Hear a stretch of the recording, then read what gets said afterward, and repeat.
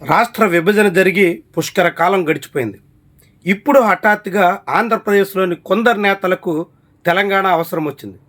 తెలంగాణలో రాజకీయాలకు పూనుకుంటున్నారు. దీని కారణంగా మళ్ళీ ఆంధ్రప్రదేశ్ తెలంగాణ రాష్ట్ర ప్రజల మధ్య మరోసారి విభజన వాదం, విద్వేషం రగులుకునే ప్రమాదం కనిపిస్తోంది. ఇప్పటికే రాష్ట్ర విభజన సందర్భంలో దాదాపు 5-6 ఏళ్ల పాటు ఉభయ రాష్ట్రాలు స్తంభించి అనేక రకాలుగా చేటు జరిగింది. తీరని నష్టం వాటిల్లింది. అందులోనూ విభజన తర్వాత ఆంధ్రప్రదేశ్ ఎక్కువ నష్టాలు పాలు కావాల్సి వచ్చింది. ఆంధ్రప్రదేశ్ 12 ఏళ్ల తర్వాత కూడా ఇంకా పూర్తిగా కోలుకోని పరిస్థితుల్లో ఉంది. అప్పులు వస్తే తప్ప ఏ నెలకా నెల గడవని స్థితిలో నేటికి ఆంధ్రప్రదేశ్ కొట్టి మిట్టాడుతోంది. ఇలాంటి ఆంధ్రప్రదేశ్ని ఉద్ధరిస్తామని అధికారంలోకి వచ్చిన కూటమి నేతలు ఇప్పుడు తెలంగాణలో వేలెట్టి అక్కడ రాజకీయాల్ని కెలికి కొత్త వివాదాలు రాజేస్తున్నటువంటి తీరు చాలా చాలా ప్రమాదకరమైనటువంటి వ్యవహారం. జనసేన పార్టీ అధినేత పవన్ కళ్యాణ్కి హఠాత్తుగా తెలంగాణ మీద ప్రేమ పుట్టేసింది. తెలంగాణ రాష్ట్రంలో నవనిర్మాణం అంటూ కార్యక్రమాలకు పూనుకున్నారు. ఆ కార్యక్రమాల్లో అక్కడ ప్రభుత్వం అనుమతి లేదంటూ అడ్డుకుంటోంది. చాలా విడ్డూరం. ఒక రాజకీయ పార్టీ కార్యక్రమాన్ని అడ్డుకోవడానికి, సభ ఇండోర్లో నిర్వహించుకోవడానికి కూడా అనుమతి లేదంటూ రేవంత్ రెడ్డి ప్రభుత్వం అడ్డుపొల్ల వేస్తుంది. తద్వారా పవన్ కళ్యాణ్ సభ పెట్టే ప్రయత్నం చేయడం, ఆ సభను రేవంత్ రెడ్డి అడ్డుకోవడం, ఇదంతా అనేక రకాల విద్వేషాలకి ఆజ్యం పోసేలా కనిపిస్తుంది.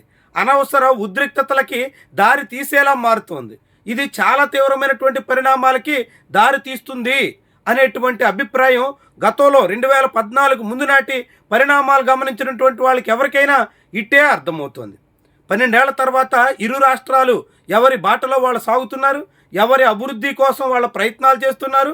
అందులో హైదరాబాద్ కారణంగా తెలంగాణ అనేక రకాల ప్రయోజనాలు పొందుతుంది. రాజధాని లేనటువంటి రాష్ట్రంగా ఎప్పటికీ ఆంధ్రప్రదేశ్ తీవ్రంగా కుమిలిపోతుంది. ఇలాంటి పరిస్థితుల్లో ఆంధ్రప్రదేశ్లో అభివృద్ధికి అనుగుణంగా వివిధ రకాల ప్రణాళికలు రచించి పట్టాలెక్కించి రాష్ట్రంలో నవనిర్మాణం చేయాల్సినటువంటి వాళ్ళు తెలంగాణ నవనిర్మాణం కోసం అంటూ బయలుదేరి అక్కడ లేనిపోని తగువులకు మూల కారణమవుతున్నారా అనేటువంటి అభిప్రాయం కలుగుతోంది. ఎందుకంటే విభజనకు ముందు జరిగినటువంటి పరిణామాల తాలూకా ప్రభావం ఇప్పటికే చాలామంది మరిచిపోయారు. కానీ ఇప్పుడు మళ్ళీ ఆనాటి వివాదాల్ని, ఆనాటి వ్యాఖ్యల్ని, ఆనాడు ఒకరి మీద ఒకరు చేసుకున్నటువంటి విమర్శలు, ప్రతి విమర్శల్ని మళ్ళీ గుర్తు చేయడం ద్వారా కొత్త తగాదాలకి, కొత్త విభజనకి, కొత్త వివాదాలకి ఆజ్యం పోసే దిశలో ఆంధ్రప్రదేశ్ సంబంధించి ఉప ముఖ్యమంత్రి ఈ ప్రయత్నానికి పూనుకోవడం చాలా విచారకరమైనటువంటి విషయం. ఇప్పటికే ఆంధ్రప్రదేశ్ సంబంధించినటువంటి నాయకులు హైదరాబాద్ కేంద్రంగా చక్రం తిప్పే ప్రయత్నం చేస్తున్నారు. ముఖ్యమంత్రి, ఉప ముఖ్యమంత్రి కూడా హైదరాబాద్లోనే ఉంటున్నారు. సగం మంది మంత్రులు వీకెండ్లో హైదరాబాద్లోనే గడుపుతారు. ఇలా రాష్ట్రానికి సంబంధించినటువంటి కీలక నేతలంతా హైదరాబాద్ కేంద్రంగానే పావులు కదుపుతూ ఉంటారు.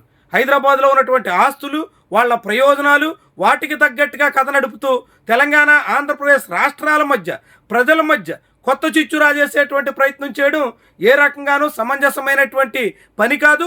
దీన్ని ఆంధ్రప్రదేశ్ వాసులు ఏ విధంగా కూడా సమర్థించడానికి లేదు. ఆంధ్రప్రదేశ్లో ఉప ముఖ్యమంత్రిగా ఉండి తెలంగాణ రాజకీయాల్లో వేలెడతానంటే ఎలా జనం సహిస్తారు?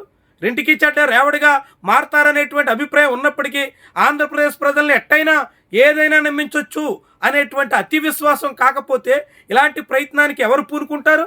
ఎంత విడ్డూరం చూడండి.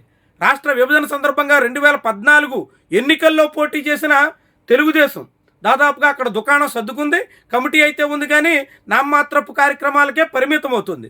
వైఎస్ఆర్సీపీ 2014 అసెంబ్లీలో తెలంగాణ ఎన్నికల్లో గెలిచినప్పటికి కూడా, తెలంగాణ అసెంబ్లీకి ప్రాతినిధ్యం దక్కినప్పటికి కూడా ఆ తర్వాత ఆ పార్టీ పూర్తిగా షట్టర్లు క్లోజ్ చేసి ఆంధ్రప్రదేశ్కి తరలి వెళ్ళింది. ఇలా ఆ రెండు పార్టీలు ఆంధ్రప్రదేశ్కి మాత్రమే పరిమితమై కార్యక్రమాలు నిర్వహిస్తుంటే జనసేన మాత్రం తెలంగాణ రాష్ట్ర నవనిర్మాణం కోసం పూనుకుంటున్నామనేటువంటి పేరు చెప్పి అక్కడ రాజకీయ ప్రకంపనలు పుట్టించే ప్రయత్నం చేయడం చాలా చాలా తీవ్రమైనటువంటి పరిణామంగా మనం భావించాల్సి ఉంటుంది. తెలంగాణలో పవన్ కళ్యాణ్కి ఆస్తులున్నాయి. ఇటీవల ఆస్తుల మీద వివాదం వచ్చాయి. ఆ వివాదాలన్నీ ఆయన వ్యక్తిగతంగా పరిష్కరించుకునే ప్రయత్నం చేయాలి.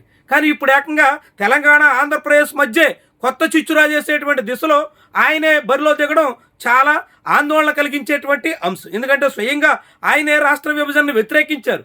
ఏకంగా తెలంగాణ ఏర్పడినప్పుడు 11 రోజుల పాటు అన్నం కూడా తినకుండా పస్తులున్నాను అని కూడా చెప్పుకొచ్చారు. అలాంటి నాయకుడు ఇప్పుడేదో తెలంగాణ మీద ప్రేమ ఒలకబోస్తే కొత్తగా తెలంగాణ గురించి ఉద్ధరించడానికే పుట్టానన్నట్టుగా మాట్లాడితే జనం అంత తేలిగ్గా తీసుకుంటారని, అంత సునాయాసంగా నమ్మేస్తారని ఎలా భావిస్తారో, ఆ మాటలతో ఆంధ్రప్రదేశ్ ప్రజల్ని ఎలా వంచాలని చూస్తున్నారో ఇదంతా కూడా కలవరపరిచేటువంటి వ్యవహారం. ఇలాంటివి ఇరు రాష్ట్రాలకు కూడా ప్రయోజనం కాదు. అందులో ముఖ్యంగా ఆర్థికంగా దెబ్బతిన్న ఆంధ్రప్రదేశ్కి ఏ రకంగానూ శ్రేయస్కరం కాదు. ఇది రాష్ట్ర ప్రజలు ప్రత్యేకంగా గమనించాల్సినటువంటి విషయం. ఉప ముఖ్యమంత్రి చేస్తున్నటువంటి ప్రయత్నాలు చాలా ప్రమాదకరం అన్నది గ్రహించాల్సినటువంటి అంశం కూడా.